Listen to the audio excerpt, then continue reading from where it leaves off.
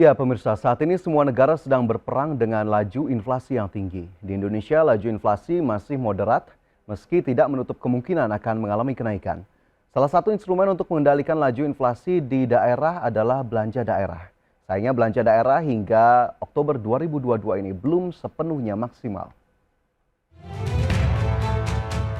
Kementerian Keuangan terus mendorong pemerintah daerah untuk mempercepat realisasi penyaluran bantuan sosial.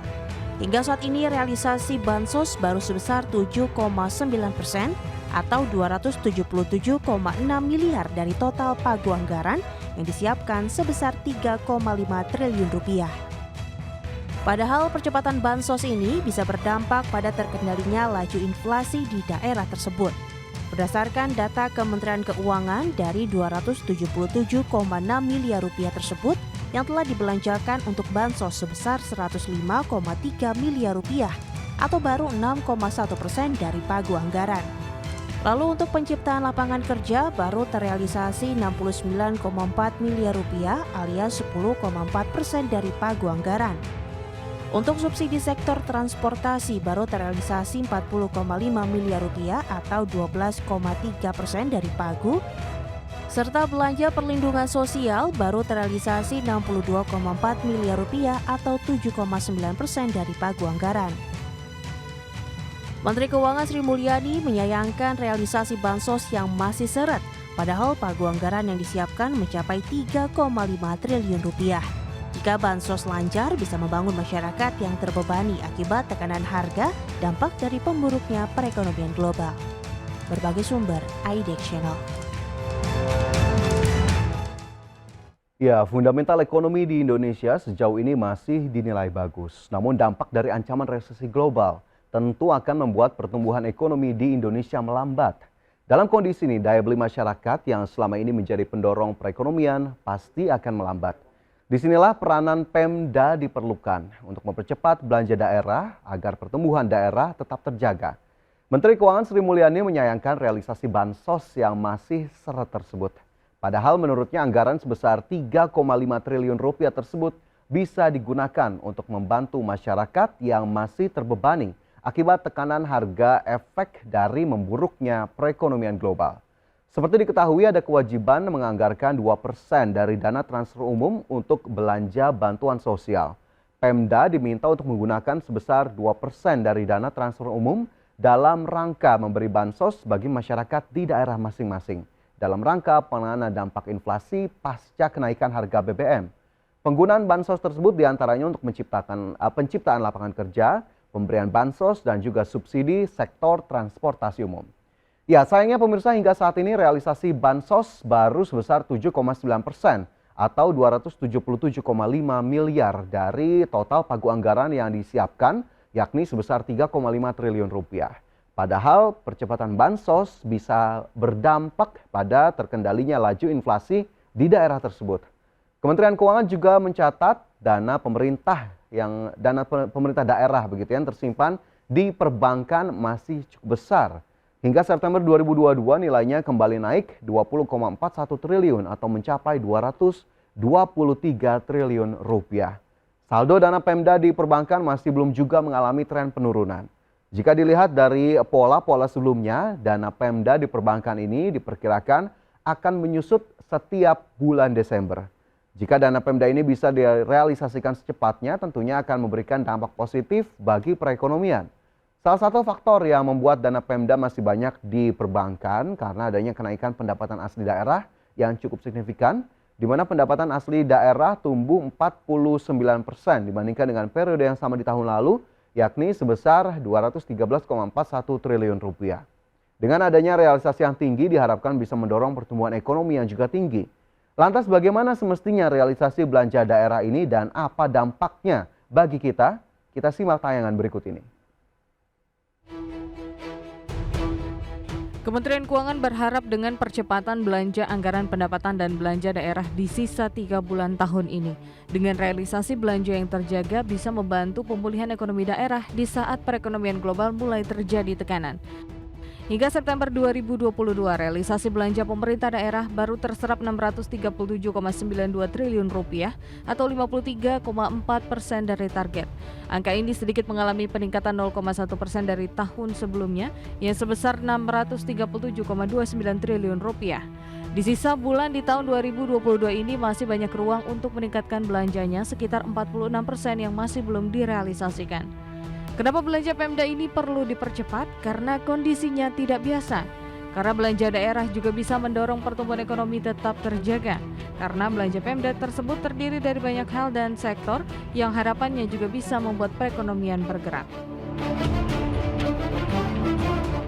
Ya, saat ini perekonomian Indonesia memang masih cukup baik. Di saat banyak negara maju, ekonominya tergerus akibat lonjakan inflasi, di Indonesia masih cukup positif.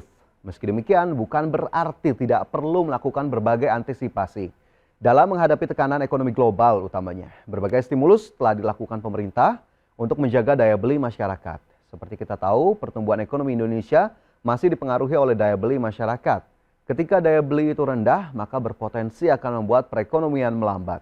Sementara daya beli masyarakat tersebut juga sangat tergantung dari realisasi bantuan sosial dan belanja pemerintah daerah.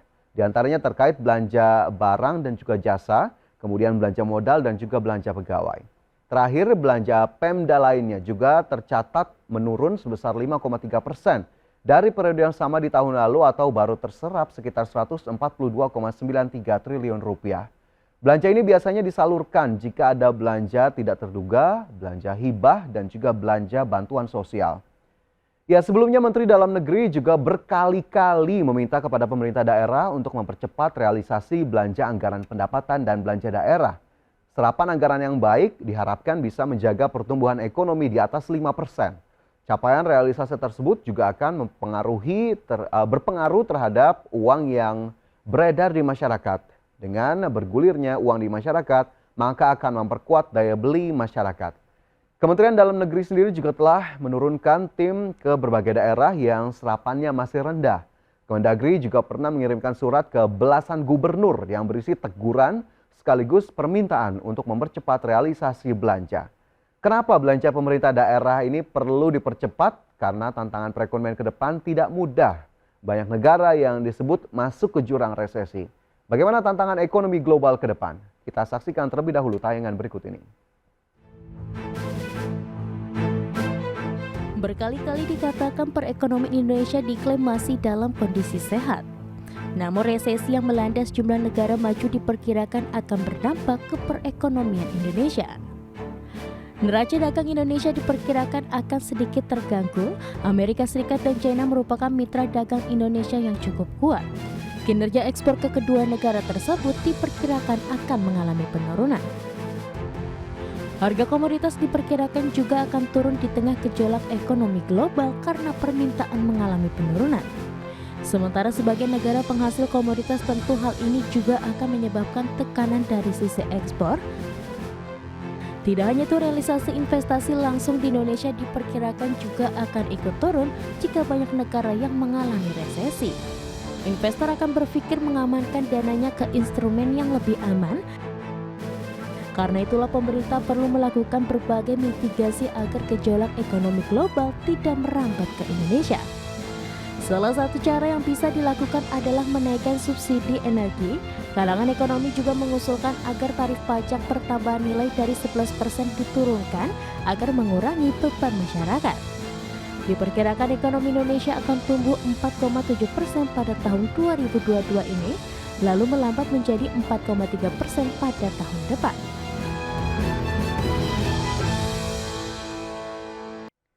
Meski Indonesia mempunyai perekonomian yang sehat, tidak bisa dilepaskan dari dampak resesi global. Lalu bagaimana caranya agar dampak resesi tersebut bisa diminimalisasi dan tidak memberikan kontribusi negatif bagi perekonomian? Ada beberapa cara yang bisa diterapkan pemerintah. Para ekonom mengusulkan agar pemerintah tetap berusaha meningkatkan konsumsi rumah tangga. Pemerintah bisa melakukan pemangkasan pajak pertambahan nilai dari 11% menjadi 7 atau 8%. Pemangkasan ini diharapkan bisa menjaga daya beli masyarakat menengah atas untuk tetap melakukan belanja atau spending money. Karena tak bisa dipungkiri, salah satu motor penggerak pertumbuhan ekonomi Indonesia adalah laju konsumsi masyarakat. Pengeluaran konsumsi rumah tangga pada kuartal 2 tahun ini tercatat tumbuh 2,42% dibandingkan kuartal sebelumnya. Jika dibandingkan dengan tahun sebelumnya, konsumsi rumah tangga tumbuh 5,51%. Sementara untuk menjaga daya beli masyarakat menengah bawah, pemerintah telah menyalurkan bantuan langsung tunai. Hal ini dianggap efektif untuk menjaga daya beli masyarakat. Selain itu, benteng pertahanan ekonomi bisa dilakukan dengan cara menghimpun lebih tebal devisa hasil ekspor atau DHE. Booming harga komoditas membuat DHE sektor perkebunan dan pertambangan mengalami peningkatan.